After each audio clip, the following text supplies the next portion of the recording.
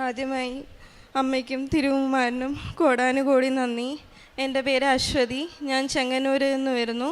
ഞാൻ ഈ കഴിഞ്ഞ മാർച്ച് 18 ഉടമ്പടി എടുത്തത്. ഇതെൻ്റെ ആദ്യത്തെ ഉടമ്പടിയും ആദ്യത്തെ സാക്ഷ്യവുമാണ്. ഞാൻ നേഴ്സായിട്ട് പൂനെയിൽ വർക്ക് ചെയ്യുമായിരുന്നു. വർക്ക് ചെയ്യുന്ന സമയത്ത് എൻ്റെ റൂമിൽ ഇവിടെ ഉടമ്പടി എടുത്ത ഒരു കുട്ടി താമസിക്കാൻ വേണ്ടി വന്നു. അവൾ അപ്പം എന്നും ഉടമ്പടിയുടെ രാവിലെയും വൈകിട്ടുമുള്ള പ്രാർത്ഥനയൊക്കെ ചൊല്ലാൻ നേരത്തെ എന്നെ അടുത്ത് വിളിച്ചിരുത്തും. അങ്ങനെ പ്രാർത്ഥനയിൽ ഇവൾ പ്രാർത്ഥിക്കുന്ന ഈ പച്ചത്തിരിയും നീലത്തിരിയും ഒക്കെ കണ്ട് എനിക്ക് ഭയങ്കര ഒരു കൗതുകം തോന്നി.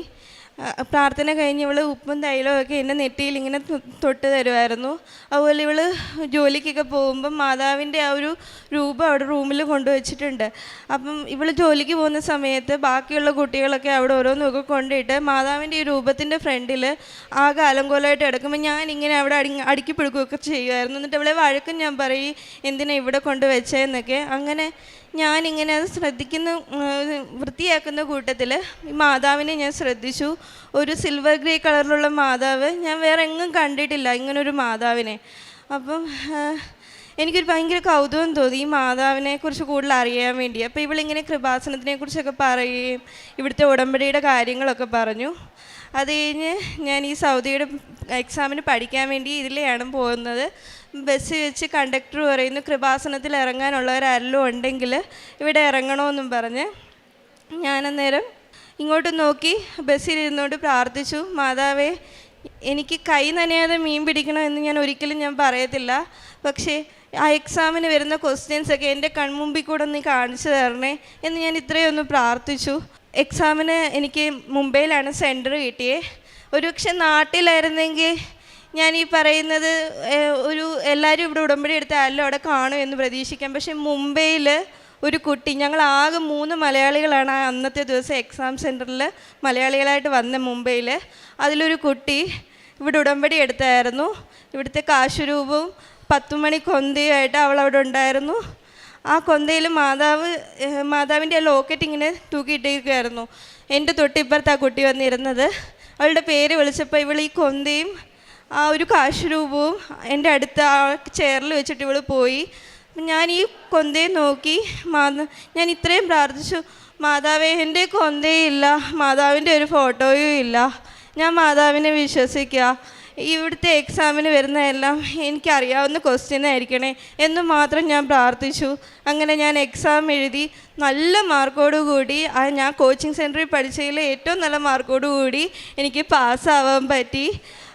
അന്ന് എനിക്കറിയത്തില്ലായിരുന്നു മാതാവ് എൻ്റെ അടുത്ത് അന്ന് ഉടമ്പടി എടുത്തു കഴിഞ്ഞ ശേഷമാണ് ഇവിടുത്തെ കാശുരൂപത്തെക്കുറിച്ചൊക്കെ ഞാൻ അറിയുന്നത്. അന്നങ്ങനെ മാതാവ് എനിക്ക് മാതാവിൻ്റെ പ്രസൻസ് കാണിച്ചു തന്നു. അത് കഴിഞ്ഞ് ഞാൻ അവിടുത്തെ ജോലി റിസൈൻ ചെയ്ത് പോരാൻ നേരത്തെ ആ റൂംമേറ്റിനോട് പറഞ്ഞിട്ടുണ്ടായിരുന്നു ഇവിടെ വന്ന് ഉടമ്പടി എടുക്കുമെന്ന്. പക്ഷേ നാട്ടിൽ വന്നു കഴിഞ്ഞാൽ എനിക്ക് ഉടമ്പടി എടുക്കാൻ ഞാൻ മറന്നുപോയി. ഉടമ്പടി എടുക്കാൻ ഇവിടെ വരുന്ന കാര്യത്തെക്കുറിച്ച് ഞാൻ മറന്നുപോയി. അത് കഴിഞ്ഞ് ഇങ്ങനെ ഇരിക്കുമ്പോൾ ഭയങ്കര വിഷമിച്ചിരിക്കുന്ന സമയത്താണ് അത് കഴിഞ്ഞ് എൻ്റെ വിസയ്ക്ക് ഞാൻ അപ്ലൈ ചെയ്തിട്ടുണ്ടായിരുന്നു. മെഡിക്കലൊക്കെ കഴിഞ്ഞ് നിൽക്കുന്ന സമയമായിരുന്നു. പക്ഷേ എൻ്റെ വിസ അടിച്ചില്ല. ആ 2 മാസം കൊണ്ട് അത് റിജക്ഷനായിപ്പോയി. അന്നേരം ഞാൻ ഒത്തിരി വിഷമിച്ചു. ആ സമയത്താണ് കൃപാസനത്തിലെ പത്രം അന്ന് എൻ്റെ കൈ കിട്ടിയത് ഞാൻ ഓർക്കുന്നത്. പിന്നെ ഞാൻ ഒരു ചൊവ്വാഴ്ച മാർച്ച് 18 ഇവിടെ വന്ന് ഉടമ്പടി എടുത്തു. ഇവിടെ ഇന്ന് പ്രാർത്ഥിക്കുന്നത് പോലെ ഞാൻ അവിടെ നിന്ന് പ്രാർത്ഥിച്ചപ്പം എനിക്ക് കൂടുതലൊന്നും മാതാവിനെക്കുറിച്ച് അറിയത്തില്ല. അപ്പം ഞാൻ മാതാവിനോട് പറഞ്ഞു, മാതാവേ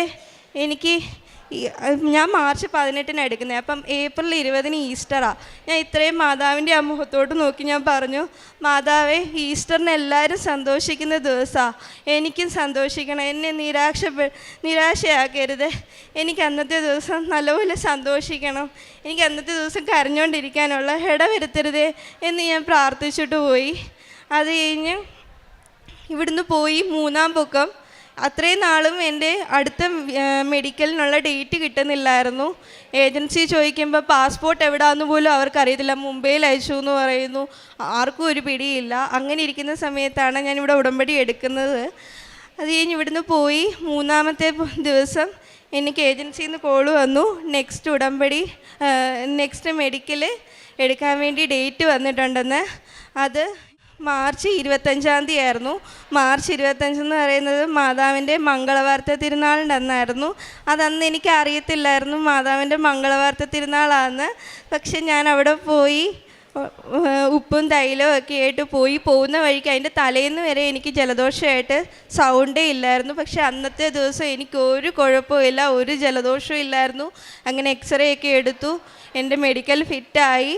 ഞാൻ വരുന്ന വഴിക്കാണ് ഞാൻ ഫോണിൽ ഇൻസ്റ്റഗ്രാമിൽ ഒരു പോസ്റ്റ് കാണുന്നത് ഇന്നും മംഗളവാർത്ത തിരുനാളാണ്.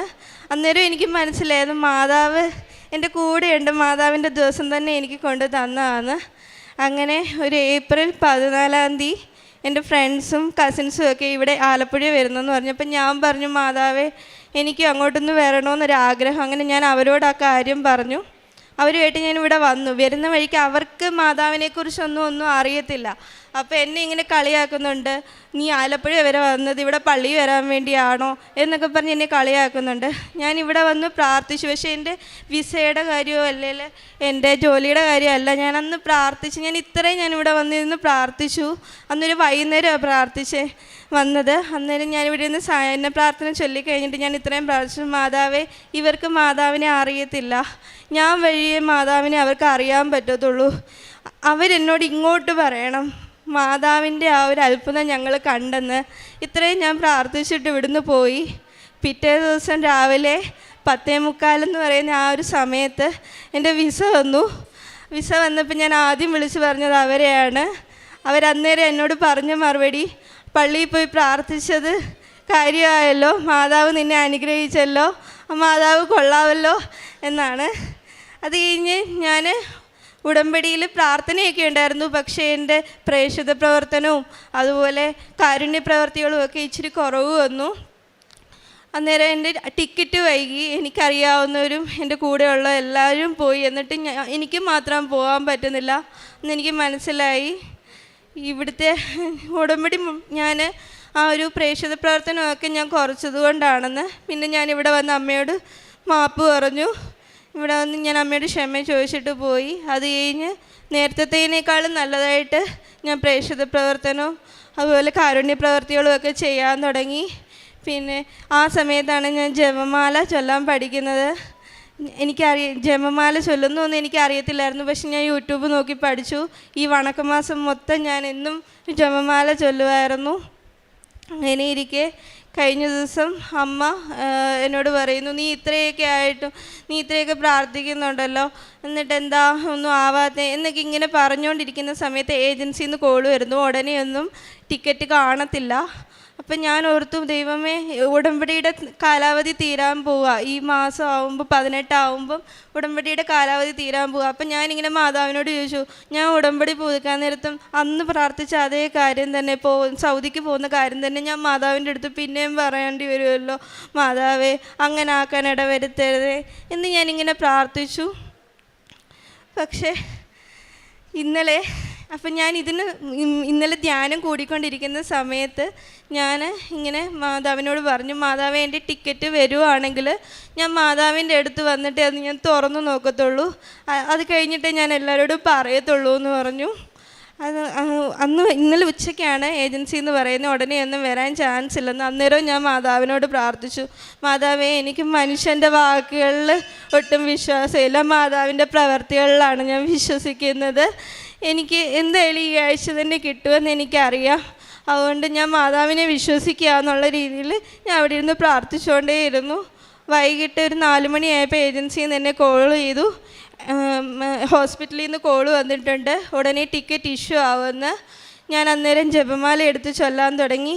ജപമാലയുടെ 3ാമത്തെ രഹസ്യമായപ്പോഴത്തേനും എനിക്ക് ടിക്കറ്റിൻ്റെ ഫോണിൽ വന്നു. ഞാൻ തുറന്നു നോക്കിയില്ല. ഞാൻ ആ ജപമാല മൊത്തം ചൊല്ലി കഴിഞ്ഞിട്ട് ഞാനത് അതുപോലെ വെച്ചു. എന്നിട്ട് അമ്മയോട് വന്നു വീട്ടിൽ കാര്യം പറഞ്ഞു. എനിക്ക് അവിടെ ഉടമ്പടി എടുത്തപ്പോൾ എനിക്ക് കൃപാസനം പള്ളിയിൽ പോയി അമ്മയോട് പറയാതെ ഞാൻ ആരോടും വേറെ വെളിയിൽ പറയത്തില്ല എന്ന് പറഞ്ഞ് ഞാൻ ഇന്നിവിടെ വന്നു. ഇന്ന് രാവിലെ 10:45 എന്നുള്ള സമയത്താണ് ഞാനിവിടെ എത്തുന്നത്. ആ സമയത്ത് ഞാനിവിടെ വന്നാണ് ആ ഒരു ടിക്കറ്റ് തുറന്ന് നോക്കുന്നത്. അമ്മയ്ക്ക് 1000 നന്ദി. ഇത് അമ്മയുടെ ഒപ്പോടുകൂടി തന്നെയാണ് അമ്മയുടെ കയ്യൊപ്പോടുകൂടി തന്നെയാണ് എനിക്ക് ഈ ടിക്കറ്റും എനിക്ക് ഈ ജോലിയും കിട്ടുന്നത്. എനിക്കതിന് അമ്മയോടും തിരുകുമാരനോടും 1000 നന്ദി. രണ്ടാമതായിട്ട് ഞാൻ ഉടമ്പടി വെക്കാത്തൊരു കാര്യമായിരുന്നു എൻ്റെ മൈഗ്രെയിൻ്റെ. എനിക്ക് 5-6 വർഷമായിട്ട് മൈഗ്രെയിൻ ഉണ്ടായിരുന്നു.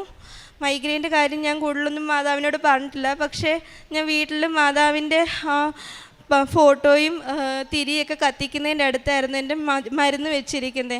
അപ്പം ഞാൻ ഒരു 2 മരുന്നിൻ്റെ സ്ട്രിപ്പ് തീരാറായി, 2 ടാബ്ലറ്റ് ഉള്ളപ്പോൾ അടുത്ത സ്ട്രിപ്പ് ഞാൻ വാങ്ങിച്ചു വെക്കും. അതുപോലെ എനിക്ക് സഹിക്കാൻ പറ്റത്തില്ല. ഈ വേദന വന്നാൽ ഗുളികയില്ലാതെ എനിക്ക് പറ്റത്തില്ല. ഏറ്റവും കൂടിയൊരു വേദന സംഹാരിയായിരുന്നു അത് കഴിക്കുന്നത് തന്നെ സത്യം പറഞ്ഞാൽ ആ ശരീരത്തിന് കേടാ. എനിക്ക് ആ ഗുളിക കഴിക്കണമെന്ന് തീരെ ഇഷ്ടമല്ലായിരുന്നു. അങ്ങനെ ഞാൻ ആ ഗുളിക ലാസ്റ്റ് അന്ന് തീരുന്നന്ന് ഞാൻ കഴിക്കാൻ നേരത്ത് മാതാവിനോട് പറഞ്ഞു, ഇതെൻ്റെ ലാസ്റ്റ് കഴിപ്പായിരിക്കണം ഈ ഗുളിക, എനിക്കിനി ഈ ഗുളിക കഴിക്കാൻ ഇടവരുത്തരുതേ മാതാവേ എന്ന് പറഞ്ഞ് ഞാൻ പ്രാർത്ഥിച്ചു. എന്നിട്ട് ഞാൻ ആ ഗുളിക കഴിച്ചു കഴിഞ്ഞ് പിന്നീട് ഒരാഴ്ച കഴിഞ്ഞപ്പോൾ എനിക്ക് രാത്രിയിൽ ഇതുപോലെ വേദന തുടങ്ങി. ഗുളികയില്ല. വേദനയെന്ന് വെച്ചാൽ ഭയങ്കര വേദന. പപ്പ അന്നേരം രാത്രി തന്നെ ഗുളിക വാങ്ങിക്കാൻ വേണ്ടി പോയി. അന്നേരം ഞാൻ പപ്പ പോയി എന്നറിഞ്ഞപ്പോൾ ഞാൻ ഓടിച്ചെന്ന് ഈ പച്ചത്തിരി നീലത്തിരി ഒരുപോലെ കത്തിച്ച് വെച്ചാണ് ഞാൻ അവിടെ നിന്ന് പ്രാർത്ഥിച്ചത്. മാതാവേ, ഞാൻ മാതാവിനോട് പറഞ്ഞ കാര്യം എനിക്കിനി ആ ഗുളിക കഴിക്കല്ലെന്നുള്ളത്. എൻ്റെ വേദന കാരണം ചിലപ്പോൾ അവരെന്നെ കഴിപ്പിക്കുകയും ചെയ്യും, എനിക്കത് കഴിക്കാനുള്ള ഇടവരുത്തരുത്, ഞാൻ മാതാവിനോട് പറഞ്ഞതാ എന്ന് ഞാനിങ്ങനെ പ്രാർത്ഥിച്ചു. എന്നിട്ട് ഞാൻ ആ തിരിയിൽ നോക്കി കുറേ നേരം പ്രാർത്ഥിച്ചുകൊണ്ടിരിക്കുന്ന കൂട്ടത്തിൽ ഈ തിരി ഭയങ്കരമായിട്ട് ആളാൻ തുടങ്ങി. ആളിയിട്ട് ഇതിൻ്റെ ആ ഒരു ചൂട് എൻ്റെ മുഖത്തോട്ടും എൻ്റെ തലയ്ക്കോട്ടും ആയി അടിക്കുന്നത് മൊത്തം. അങ്ങനെ എനിക്ക് ഭയങ്കരമായിട്ട് പൊള്ളൽ പോലെ തോന്നി. ഈ സ്വിച്ച് ഇട്ട പോലെ വേദന മാറുക എന്നൊക്കെ ഞാൻ കേട്ടിട്ടേ ഉള്ളായിരുന്നു. സാക്ഷ്യങ്ങളിലൊക്കെ ഞാൻ ഒത്തിരിയും കേട്ടിട്ടുണ്ട്. പക്ഷേ അന്ന് എനിക്ക് മനസ്സിലായ ആ ഒരു തീ ഇങ്ങോട്ട് വന്ന് എനിക്ക് ആ ഒരു പൊള്ളലേറ്റപ്പം തൊട്ട് പിന്നെ ആ വേദന എനിക്ക് അറിയുന്നില്ല. ഞാൻ അന്നേ നിമിഷം തൊട്ട് ഇന്നേ വരെ എനിക്ക് ആ വേദന വന്നിട്ടില്ല. ആഴ്ചയിൽ ഒരു തവണയിലും എനിക്ക് ആ വേദന വരാതിരുന്നിട്ടില്ല, ആ ഗുളിക കഴിക്കാതിരുന്നിട്ടില്ല. അന്ന് അതുപോലെ ആ ഗുളിക പപ്പ വാങ്ങിച്ചുകൊണ്ട് വന്ന് എൻ്റെ കയ്യിൽ തന്നെങ്കിലും ഞാനത് മാതാവിൻ്റെ ആ ഒരു ഫോട്ടോയുടെയും തിരിയുടെയും കൂട്ടത്തിൽ അവിടെ വെച്ചിട്ടുണ്ട്. അന്നത് അവിടെ വെച്ചതല്ലാതെ അതവിടുന്ന് ഇളക്കാൻ പോലും എനിക്ക് ഇട വന്നിട്ടില്ല. മാതാവ് എനിക്ക് അതിനുള്ള ഇട തന്നിട്ടില്ല. ഇനി ഞാൻ മാതാവിനോട് ഒരുപാട് നന്ദി പറയുന്നു. പിന്നെ എനിക്ക് കോൺസ്റ്റിപ്പേഷൻ ഉണ്ടായിരുന്നു.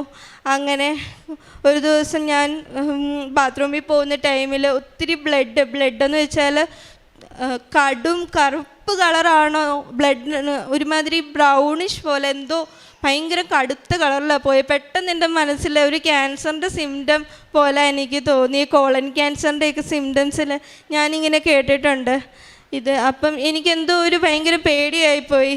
അന്ന് ഞാൻ മാതാവിനോട് വന്ന് പ്രാർത്ഥിച്ചു.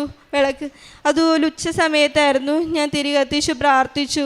പിന്നെ എന്നും ഞാൻ പ്രാർത്ഥിക്കുന്ന സമയത്ത് മാതാവിനോട് പറയുമായിരുന്നു, മാതാവേ, എനിക്ക് അങ്ങനെയുള്ള ഒരു അസുഖങ്ങളും വരുത്തരുത്. ഒന്നാമതേ വീട്ടിൽ പല രീതിയിൽ ബുദ്ധിമുട്ട് അനുഭവിച്ചുകൊണ്ടിരിക്കുക, ഇനി അതുകൊണ്ട് ഇവിടെ ഉള്ളവർക്ക് താങ്ങാൻ വയ്യ. അങ്ങനെ എന്തെങ്കിലും ഉണ്ടോ എന്നെ ഇതുപോലെ അങ്ങ് എടുത്തോണേ, ഒരു ചികിത്സയ്ക്ക് പോലും വരാനുള്ള ഇട വരുത്തരുത്.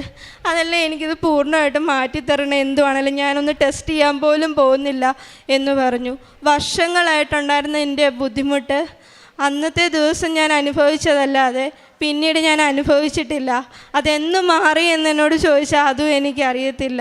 അങ്ങനെ ഈ ആദ്യത്തെ ഉടമ്പടിയിൽ തന്നെ ഒത്തിരി കാര്യങ്ങൾ. എൻ്റെ പപ്പായ്ക്കാണേലും നടുവിന് വേദന പണ്ട് തൊട്ടേ ഉണ്ടായിരുന്നു. ഇരുന്നിട്ട് എഴുന്നേൽക്കുമ്പോഴൊക്കെ അലറിയാണ് എഴുന്നേൽക്കുന്നത്.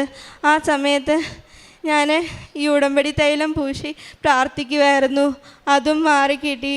അങ്ങനെ ഒത്തിരി പറയാനാണെങ്കിൽ ഈ 3 മാസം കൊണ്ട് ഞാൻ 6 നിയോഗം വെച്ചെങ്കിലും എനിക്ക് 30 കൂടുതൽ അനുഭവങ്ങളാണ് മാതാവ് തന്നത്. അതുപോലെ എൻ്റെ ഈ ജോലി കിട്ടുന്ന സമയത്ത് ഞാൻ മാതാവിനോട് പ്രാർത്ഥിച്ചായിരുന്നു. എൻ്റെ കൂട്ടത്തിലുള്ള കുട്ടികൾക്കൊക്കെ, എൻ്റെ കൂടെ ജോലി ചെയ്യുന്നവർ ഇതുപോലെ ബുദ്ധിമുട്ട് അനുഭവിക്കുന്നവരുണ്ട്. അവരോട് ഞാൻ എൻ്റെ സന്തോഷവാർത്ത പറയുമ്പോൾ അവർക്കൊരിക്കലും ഒരു സങ്കടം തോന്നരുത്, അവരുടെ ഒന്നും ആയില്ലല്ലോ എന്നുള്ള രീതിയിൽ. എന്തായാലും അവർക്കും മാതാവ് അനുഗ്രഹിച്ച് അവർ ഓരോരോ പ്രോസസ്സിങ് തുടങ്ങിയിട്ടുണ്ട്. അതിൽ ഞാൻ മാതാവിനോട് നന്ദി പറയുന്നു. പിന്നെ പ്രേക്ഷിത പ്രവർത്തനമായിട്ട് ഞാൻ ചെയ്തത് അച്ഛൻ്റെ ഡെയിലി ബ്രെഡ് എന്നും കൂടിയിട്ട് അത് സ്റ്റാറ്റസ് ഇടുമായിരുന്നു. ഉടമ്പടി ധ്യാനം ഞാൻ എല്ലാവർക്കും അയച്ചു കൊടുക്കും. ഇവിടുത്തെ സാക്ഷ്യങ്ങൾ ഞാൻ ഇപ്പോഴും എനിക്ക് സമയം കിട്ടുമ്പോഴൊക്കെ ഞാൻ കൂടുതലും സാക്ഷ്യങ്ങളാണ് കേട്ടോണ്ടിരുന്നത്. അപ്പോൾ അതുമായിട്ട് റിലേറ്റഡ് ആയിട്ട് എന്തെങ്കിലും ആൾക്കാർ എനിക്കറിയാവുന്ന ആരെങ്കിലും എന്തെങ്കിലും ബുദ്ധിമുട്ട് അനുഭവിക്കുന്നുണ്ടെങ്കിൽ ഞാൻ അവർക്ക് അയച്ചു കൊടുക്കുമായിരുന്നു. പിന്നെ പത്രം എനിക്കറിയാവുന്നവർക്കാണ് കൂടുതലും ഞാൻ കൊടുത്തിരുന്നത്. കാരണം എനിക്കറിയാം ഞങ്ങളുടെ നാട്ടിലോ അല്ലെ എൻ്റെ പരിചയത്തിലോ എൻ്റെ ബന്ധക്കാരിലോ ആരും ഇവിടെ വന്നിട്ടില്ല, മാതാവിനെക്കുറിച്ച് അറിഞ്ഞിട്ടില്ല. അപ്പോൾ ഞാൻ വഴി അവരറിയണമെന്ന് എനിക്ക് വലിയ ആഗ്രഹം ഉണ്ടായിരുന്നു. ഞാനൊരു ബന്ധുവീട്ടിൽ പോയാൽ പോലും ഇവിടുത്തെ ഒരു പത്രവും കൊണ്ടായിരുന്നു പോയിരുന്നത്. അങ്ങനെ എനിക്ക് മാതാവിനെ അവർക്കെല്ലാവർക്കും പരിചയപ്പെടുത്തി കൊടുക്കാൻ പറ്റി. പിന്നെ കാരുണ്യ പ്രവർത്തികളായിട്ട് ഞാൻ ചെയ്തുകൊണ്ടിരുന്നത് അനാഥാലയത്തിൽ ഡ്രസ്സൊക്കെ കൊടുത്തു. പിന്നെ അടുത്തുള്ള രോഗികളെയൊക്കെ എനിക്ക് പറ്റുന്ന രീതിയിൽ ഞാൻ ജോലി ഇപ്പോൾ റിസൈൻ ചെയ്തിട്ട് കുറേ നാളായിട്ട് വീട്ടിൽ ഇരിക്കുമായിരുന്നു. ആ സമയത്ത് ഞാൻ എൻ്റെ ഒരു പേഷ്യൻറ്റിനെ നോക്കുന്ന പോലെ അവിടെ പോയി അവരെ നോക്കുമായിരുന്നു. പിന്നെ ഈ സമയത്താണ് എനിക്ക് വലിയൊരു ആഗ്രഹമായിരുന്നു എൻ്റെ അവയവദാനം ചെയ്യണമെന്നുള്ളത്. അതും ഈ ഉടമ്പടിയുടെ സമയത്താണ് എനിക്ക് അതും ചെയ്യാൻ ഞാൻ അതിന് രജിസ്റ്റർ ചെയ്തേക്കുന്നതും എല്ലാം. അങ്ങനെ മാതാവുമായിട്ട് എനിക്ക് ഒത്തിരി അടുക്കാൻ പറ്റിയതും ഈ ഒരു സമയത്താണ്. ഈ ഒരു 3 മാസ കാലയളവിൽ ഞാൻ എവിടെ പോയിട്ടുണ്ടോ എനിക്ക് ഇറങ്ങാൻ പറ്റുന്ന തരത്തിലാണ് ഒരു പള്ളിയെങ്കിൽ ഞാൻ അവിടെ കയറി പ്രാർത്ഥിക്കും. അതും പ്രത്യേകിച്ച് മാതാവിൻ്റെ പള്ളിയാണെങ്കിൽ എനിക്ക് അവിടെ കയറാതെ പോയാൽ എനിക്കെന്തോ ഒരു വിഷമമാണ്. ഞാൻ ഉടമ്പടി എടുത്താണ് എനിക്ക് മാതാവുമായിട്ട് ഇത്രയും അടുത്ത ബന്ധമുണ്ട്. അതുകൊണ്ട് എനിക്ക് അവിടെ കയറി പ്രാർത്ഥിക്കണമെന്നും പറഞ്ഞ് ഞാൻ വണ്ടി തിരിച്ച് എൻ്റെ പപ്പായൊക്കെ പോകുമ്പോൾ ഞാൻ വണ്ടി തിരിപ്പിച്ച് ആ പള്ളിയിൽ വന്ന് പ്രാർത്ഥിച്ചിട്ടേ പോകത്തുള്ളായിരുന്നു. അങ്ങനെ മാതാവുമായിട്ടും യേശുപ്പച്ചനുമായിട്ടും എനിക്ക് ഒത്തിരി അടുക്കാൻ പറ്റിയത് ഈ ഉടമ്പടി കാലയളവിലാണ്. ഈ ഉടമ്പടി ഇങ്ങനെ എനിക്ക് മുമ്പോട്ട് കൊണ്ടുപോകാനാണ് ആഗ്രഹവും. മാതാവിനും യേശുപ്പച്ചനും 1000 നന്ദി. സെഫാനിയ പ്രവാചകൻ്റെ പുസ്തകം 3-ാം അധ്യായം 18-ാം തിരുവചനം നമ്മെ ഓർമ്മിപ്പിക്കുന്നത്, നിന്നെക്കുറിച്ച് അവിടുന്ന് അതിയായി ആഹ്ലാദിക്കും, തൻ്റെ സ്നേഹത്തിൽ അവിടുന്ന് നിന്നെ പുനഃപ്രതിഷ്ഠിക്കും. ഉത്സവദിനത്തിൽ എന്ന പോലെ അവിടുന്ന് നിന്നെക്കുറിച്ച് ആനന്ദഗീതം ഉതിർക്കും. ഞാൻ നിന്നിൽ നിന്ന് വിപത്തുകളെ ദൂരീകരിക്കും, നിനക്ക് നിന്ദനമേൽക്കേണ്ടി വരികയില്ല. സെഫാനിയ പ്രവാചകനിലൂടെ ദൈവം നമുക്ക് നൽകുന്ന സന്ദേശം ഈ അശ്വതി ശ്യാം എന്ന സഹോദരിയുടെ ജീവിതത്തിൽ വളരെ അന്വർത്ഥമാണെന്ന് നമുക്ക് വിശ്വസിക്കാം. വളരെ നിഷ്കളങ്കമായ ഒരു മനോഭാവത്തോടെയാണ് തൻ്റെ ഉടമ്പടി ജീവിതത്തിലേക്ക് അശ്വതി കടന്നു വരുന്നത്. അശ്വതി മുംബൈയിൽ പരീക്ഷ എഴുതാൻ പോയപ്പോഴാണ് വളരെ സന്തോഷത്തോടെ എന്നാൽ വളരെ ദുഃഖത്തോടു കൂടി തൻ്റെ അടുത്ത പരീക്ഷ എഴുതാനിരുന്ന ആ സഹോദരിയുടെ കാശുരൂപത്തിലേക്കും ജപമാലയിലേക്കും ഒന്ന് നോക്കി പ്രാർത്ഥിക്കുകയായിരുന്നു. മാതാവേ, എൻ്റെ അടുത്ത് വരണമേ, എൻ്റെ പരീക്ഷയിൽ നീ സഹായിക്കണമേ എന്ന് തൻ്റെ കയ്യിലൊരു ഉടമ്പടി ഉപ്പോ കാശുരൂപമോ കൊന്തയോ ഒന്നുമില്ലാത്തൊരു അവസ്ഥയിൽ മറ്റുള്ള ഒരു വ്യക്തിയുടെ കാശുരൂപത്തിലേക്ക് നോക്കിയാണ് ഈ സഹോദരി ആദ്യമായിട്ട് മാതാവിനോട് പ്രാർത്ഥിക്കുന്നത്. ഈ വിശ്വാസത്തിന് നമ്മൾ തിരുസഭ നമ്മെ പഠിപ്പിക്കുന്ന പോലെ ഒരു എക്സ്റ്റസി എന്നൊക്കെ എനിക്ക് ഇതിനെ പറയാൻ തോന്നും. എലീശാമ്മയുടെ അടുത്ത് പരിശുദ്ധ അമ്മ ചെന്ന് കഴിഞ്ഞപ്പോൾ യോഹന്നാൻ കുതിച്ചു ചാടിയതാണ് എലീശാമ്മയുടെ എക്സ്റ്റസി എന്ന അത്യുന്നതമായ വളരെ ഏറ്റവും അധികം സ്പിരിച്വൽ ലൈഫിൽ ആനന്ദിക്കുന്ന ആ സമയത്തിനാണ്, മറ്റെല്ലാം മറന്ന് സന്തോഷിക്കുന്ന ഒരു അനുഭവത്തിന് പറയുന്നതാണ് എക്സ്റ്റസി എന്ന് പറയുന്നത്. ഈ കൊച്ചിന് ഉണ്ടാകുന്ന ഓരോ അനുഭവങ്ങളും മാതാവിനെ കാണുമ്പോഴെല്ലാം അതേക്കുറിച്ച് ചിന്തിക്കുമ്പോഴെല്ലാം ഈശോയിലേക്ക് കടന്നു വരുവാൻ തന്നെ മാതാവ് അനുവദിക്കുന്നു എന്ന വലിയ ആനന്ദം തനിക്ക് ചില പുസ്തകങ്ങൾ വായിക്കുമ്പോൾ നാം കേട്ടിട്ടുണ്ട്, ചിലർക്ക് സ്വർഗസ്ഥനായ പിതാവേ എന്ന് പൂർത്തിയാക്കാൻ, ആ പ്രാർത്ഥന പൂർത്തിയാക്കാൻ സാധിക്കാതെ വരുന്നു. അതൊരു തരം ദൈവാനുഭവമാണ്. കാരണം മറ്റുള്ളവരോട് ഞങ്ങൾ ക്ഷമിക്കുന്നത് പോലെ എന്ന് പറഞ്ഞു കഴിഞ്ഞാൽ ചിലരവിടെ സ്റ്റക്കായി നിൽക്കുന്ന വലിയ ജീവിതാനുഭവം പോലെ ഈ മകൾക്ക് പരിശുദ്ധ അമ്മയിലേക്ക് കടക്കുമ്പോഴേക്കും തൻ്റെ അയോഗ്യതകളെക്കുറിച്ചും തനിക്കുള്ള താൻ മറ്റുള്ളവരുമായി എന്തുമാത്രം കടപ്പെട്ടിരിക്കുന്നു എന്ന വലിയൊരു ജീവിതാനുഭവത്തിലേക്കും അവസ്ഥകളിലേക്കും ചെന്നെത്തുകയാണ്. തന്നെക്കുറിച്ച് തന്നെ മറന്നുപോകുന്ന ഒരു വലിയ ജീവിത സാക്ഷ്യമാണ് നാം കേട്ടത്. സമയച്ചുരുക്കത്തിൻ്റെ അമ്മ ഈ സഹോദരിയുടെ അടുത്ത് എത്ര പെട്ടെന്നാണ് ചെന്നതെന്ന് നാം ഈ സാക്ഷ്യത്തിലൂടെ കേൾക്കുകയായിരുന്നു. നിഷ്കളങ്കമായ ഈ സ്നേഹത്തിൻ്റെ പ്രതീകമായി ഈ സഹോദരി പറയായിരുന്നു, ഈസ്റ്റർ ദിവസം എല്ലാവരും സന്തോഷിക്കുകയാണല്ലോ, എനിക്ക് ഈ ദിവസം കരഞ്ഞിരിക്കണ്ട, ഈശോയെ എനിക്ക് ഈശോയെ വേണം, പരിശുദ്ധ അമ്മ എനിക്ക് ഈശോയെ തരണമേ എന്ന നിഷ്കളങ്കമായ പ്രാർത്ഥന. ഒരു കൊച്ചു കുഞ്ഞിനെ പോലെയാണ് ഈ മകൾ പ്രാർത്ഥിക്കുന്നത്. വീട്ടുകാർക്ക് എൻ്റെ മാതാവിൻ്റെ ഒരു അനുഭവം കൊടുക്കാനുള്ള ഒരു അവസരം എനിക്ക് തരണമേ. കൊച്ചു കൊച്ചു പ്രാർത്ഥനകളെല്ലാം വളരെ കൃത്യമായി പരിശുദ്ധ അമ്മ ചേർത്ത് വയ്ക്കുന്ന തന്നെ തൻ്റെ നീലക്കാപ്പയിൽ ചേർത്ത് വയ്ക്കുന്ന വലിയ സന്തോഷത്തിൻ്റെ അനുഭവമാണ്. നാം സന്തോഷത്തിൻ്റെ രഹസ്യം ചെല്ലുമ്പോൾ സന്തോഷിക്കുന്നത് പോലെയാണ്. മാർച്ച് 25 തനിക്ക് ആ ഡേറ്റ് കിട്ടിയപ്പോൾ തനിക്കറിയില്ലായിരുന്നു അതൊരു മംഗളവാർത്താ ദിനമാണെന്ന്, തനിക്കതൊരു മംഗളവാർത്തയാണെന്ന് തനിക്കറിയില്ലായിരുന്നു എന്നൊക്കെയാണ് ഈ സഹോദരി പറയുന്നത്. നമുക്കും ആ ഒരു ജീവിതത്തിലേക്ക്, ഒരു അനുഭവത്തിലേക്ക് എത്തിച്ചേരാൻ നമുക്ക് ആഗ്രഹിക്കുകയും പ്രാർത്ഥിക്കുകയും ചെയ്യാം.